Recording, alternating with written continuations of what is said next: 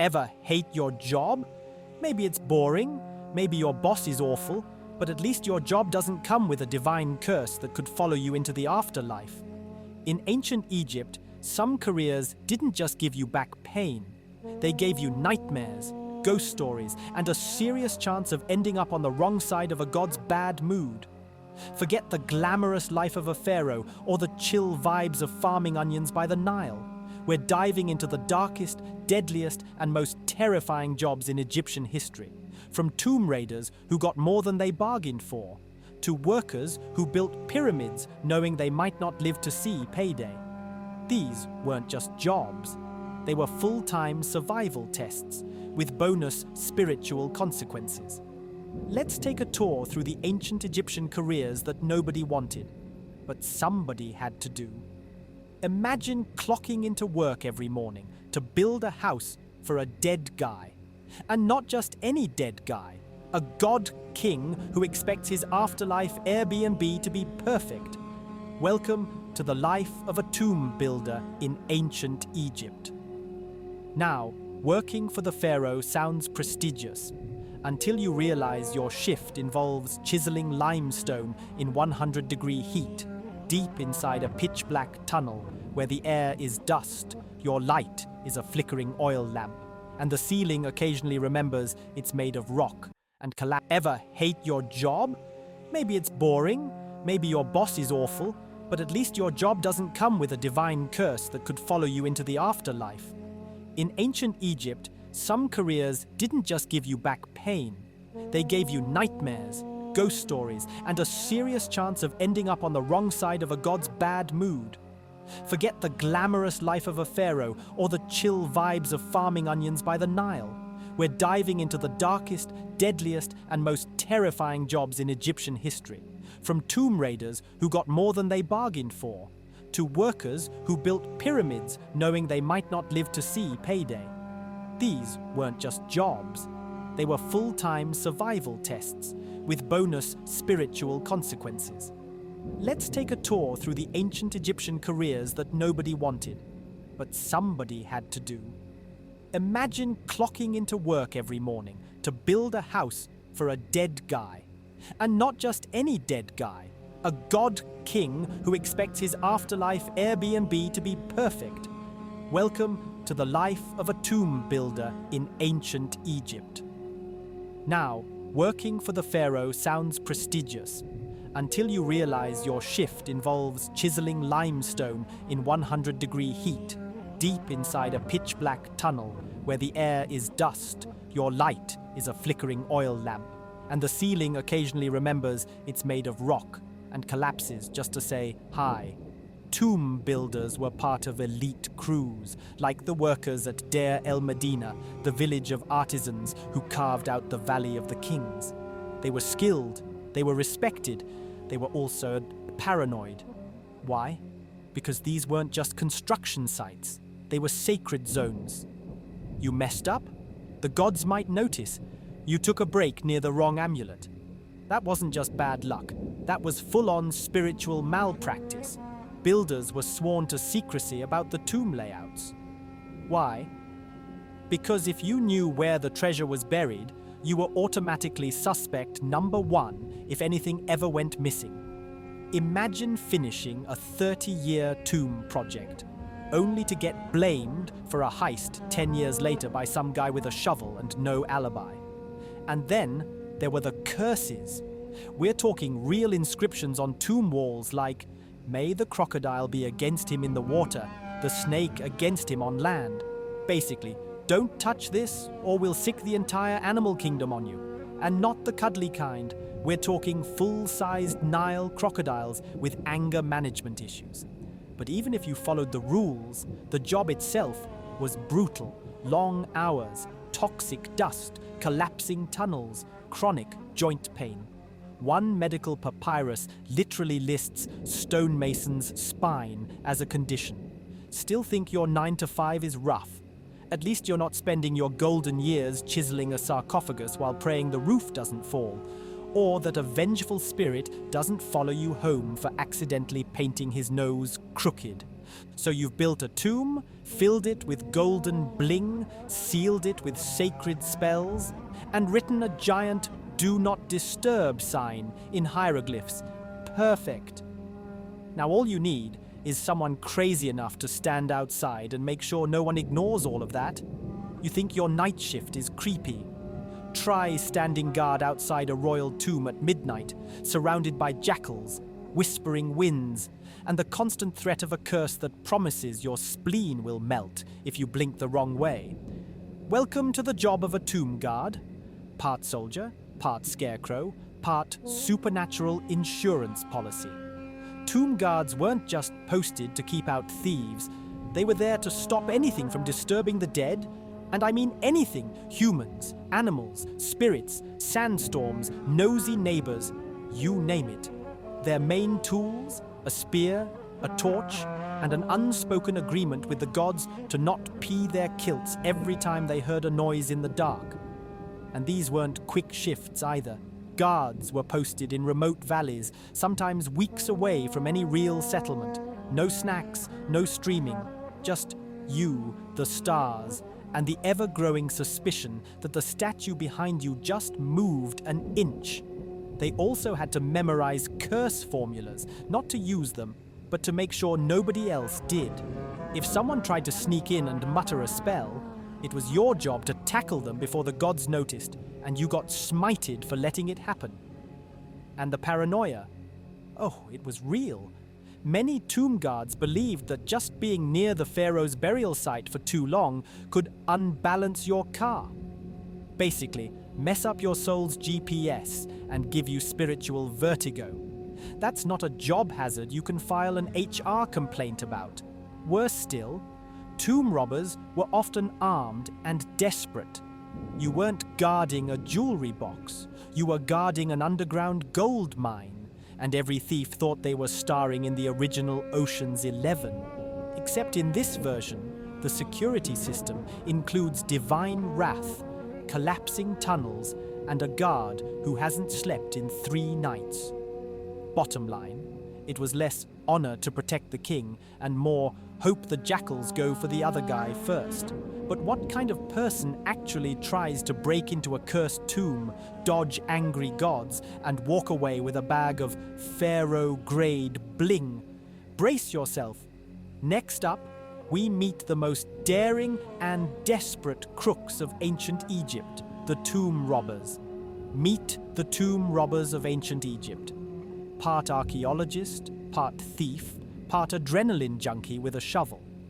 These weren't cartoon villains with curly mustaches. Most were desperate men, former workers, soldiers, or farmers who figured that stealing from the dead was the only way to avoid starving with the living. And believe it or not, some of them were very good at their jobs. They studied tomb layouts like blueprints. They knew how to chip through limestone silently, and they even developed tools to lift sarcophagus lids without breaking the seals, because the gods really noticed that kind of thing. But don't think this was all stealth and strategy. Tomb robbery was chaotic. Imagine crawling into a pitch-black chamber, your oil lamp flickering, the air thick with centuries of dust and dried curses. The walls are covered in warnings like, "He who disturbs this tomb will have his tongue eaten by scorpions." And you're thinking, that probably only applies if I touch the statues, right? Wrong. Theft from royal tombs was so common that later pharaohs hid their burial chambers beneath decoy tombs or behind false walls. Some even filled the outer chambers with cheap trinkets and garbage just to throw off thieves. And the punishment if you got caught? Let's just say there were no second chances. You could be whipped, mutilated, or executed, often in public as a warning. One popular sentence was impalement. Another was being forced to restore the tomb you desecrated, stone by stone, which, let's be honest, is a pretty epic level of irony. But here's the twist. Sometimes tomb robbers were hired by the state, that's right. Centuries after the original tombs were sealed, state-sanctioned teams were sent in to recover treasure and re-secure it in a more politically convenient spot. Basically, government-approved looting. You could almost hear the pharaoh's ghost screaming, "Seriously, I picked that spot for eternity." And then there's the weirdest part. Some robbers believed they were doing the right thing. By liberating wealth from a tomb and redistributing it, they thought they were restoring balance, especially during times of famine. Robin Hood with a crowbar and a healthy fear of crocodiles. So you've robbed a sacred tomb, triggered an ancient curse, and now your cat won't stop hissing at the wall and your crops are mysteriously dying? Congratulations, you've entered the pharaoh's version of tech support, the curse breakers. After tomb robbers did their thing, desecrating sacred chambers, knocking over statues, and stealing grave goods with the spiritual delicacy of a sledgehammer, someone had to clean up the cosmic mess. And that job, it fell to a rare class of temple priests and ritual specialists whose job was to literally make peace with the dead. Because when the afterlife starts throwing shade, you call the guys with incense, spells, and zero chill. These were no ordinary priests. Think more along the lines of exorcists, scribes, and part-time Egyptologists rolled into one. Their toolkit, not proton packs, but amulets, ritual knives, sacred oils, and scrolls packed with spells like opening the mouth or banishing the angry bar. Yes, your soul could get grumpy. The ancient Egyptians believed a curse wasn't just a scary inscription, it was an active force, a spiritual landmine planted to protect the tomb. Violate the tomb, and that curse could follow you, your family, your goat, and your goat's future offspring for generations. So these priests had to step in, perform purification rites, reconsecrate the burial chamber, and basically apologize to the gods on your behalf. Picture the job listing. Wanted, spiritual negotiator. Must not fear vengeful spirits. Must love frankincense. Long hours. No retirement plan, except mummification. Some of these rituals were elaborate multi-day affairs, involving fire, water, chanting, symbolic gestures, and the occasional animal sacrifice. Others were more low-key, offering bread, beer, and incense while saying, "Sorry about the looting. Please don't turn our village into a frog farm. And let's not pretend this was risk-free. If something went wrong, if the spell misfired or the god didn't accept the apology, the curse could bounce back on the poor priest performing the ritual." So, yeah, being Egypt's Ghostbuster came with serious hazards. So, you've survived a curse, dodged a vengeful spirit, and managed not to get haunted for life. Nice work. But guess what? The gods still need temples, tombs, and obelisks, and someone's got to make sure all that sacred stone gets hauled out of the desert. Enter the warden of the quarry, the man with the scroll, the whip, and the permanent scowl. While tomb builders carved eternity into limestone, these wardens were in charge of something far more raw, extracting that limestone in the first place. They oversaw teams of workers, and by teams we mean peasants, prisoners, conscripts, and anyone who couldn't run fast enough, breaking rocks under a sun that seemed personally offended by your existence. These quarries weren't just hot. They were hellish, isolated in the middle of nowhere, surrounded by cliffs, sandstorms, and the occasional scorpion with anger issues. And it was the warden's job to keep the labor moving no matter what. Food was minimal, water was rationed, days were long, and if someone collapsed from heat stroke or exhaustion, well, that was one less lunch to pack. The warden's priority was delivering tons of stone, not running a spa retreat. And the kicker, these guys answered directly to the royal court. Their mission wasn't just to dig up blocks, it was to extract the materials of the gods. That obelisk your team just cracked in half by accident, that might delay construction on Pharaoh's new temple. And guess who's going to explain that to the vizier? Warden jobs came with status, sometimes even land or a pension. But the risk was baked in like a brick in the sun. Quarry sites were breeding grounds for disease, injury, rebellion, and occasional accidents involving pickaxes and unpopular managers. In letters from Deir el Medina, there are hints of what these overseers feared most. Not bandits or desert storms, but mutiny. When people are starving, exhausted, and spiritually cursed from working on sacred rock, even the guy with the biggest stick isn't safe. So if you thought being in charge meant sitting in the shade sipping date wine, think again. The warden of the quarry had to be part foreman, part tyrant, and part survivalist, because if the stone didn't break, the people might. But the real kicker, these specialists weren't always welcomed. If the curse came after a robbery, people sometimes blamed the curse breakers for provoking more wrath. It's like fixing someone's haunted Wi-Fi and then being blamed when the demon shows up in 4K. Still, someone had to do it. The afterlife was serious business, and restoring spiritual balance wasn't just about peace of mind. It was about making sure Grandma's soul didn't get stuck in Duat traffic because of your poor life choices. We've talked about curses, we've talked about collapsing tunnels. But now, let's talk about crocodiles. Because while most Egyptians feared spiritual retribution, some had to face down very real, very sharp-toothed danger every single day. Meet the crocodile whisperers. These were the priests, handlers, and poor unfortunate souls tasked with managing the sacred crocodiles of Sobek, the crocodile-headed god of strength, fertility, and please don't eat me. In certain temples, like the one at Komombo, actual Nile crocodiles were raised and worshipped. These were no plush mascots. They were living, biting, tail-whipping reptiles lounging in temple pools while priests fed them, cleaned up after them, and kept them in a surprisingly pampered lifestyle. Their job, keep Sobek happy, and not in the abstract sense. We're talking literal mouth-feeding, wound healing, and sometimes even mummifying these beasts after death. Because apparently the only thing scarier than serving a live crocodile god was serving an undead one. It was dangerous work. One wrong move, and you could become part of the offering.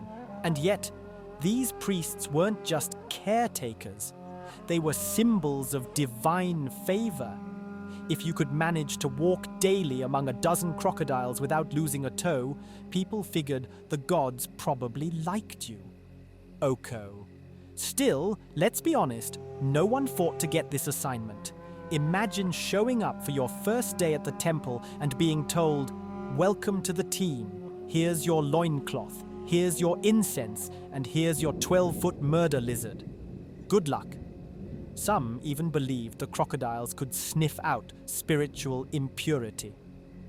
And if one took a sudden interest in you, well, you might want to update your will. So yes, being a crocodile whisperer wasn't just dangerous, it was the original blend of faith, fear, and feeding time. Think your 9 to 5 is soul-crushing? Try hauling sacred rocks in 110-degree heat while dodging curses, crocodiles, and co-workers with pickaxes, from tomb builders to tomb robbers, spirit negotiators to crocodile deterrents. Ancient Egypt wasn't just pyramids and golden masks. It was a society built on grit, sacrifice, and jobs so terrifying even the gods took notes. These weren't just occupations, they were acts of survival, done with calloused hands, sleepless nights, and a whispered prayer that this job wouldn't be your last. And yet, behind every pharaoh's tomb, every towering temple, and every buried mystery, there's an army of workers who faced danger, death, and desert demons all before lunch. So next time you're complaining about emails, just remember, at least your office doesn't come with a crocodile clause or a posthumous curse. If this dive into Egypt's deadliest job descriptions made your work week feel a little less awful. Hit that subscribe button and let us know in the comments which of these ancient jobs would you rather do, and which one you'd fake your own funeral to avoid. We've got more ancient dangers, everyday heroes, and surprisingly relatable struggles coming soon, because sometimes history's scariest stories start with a job application.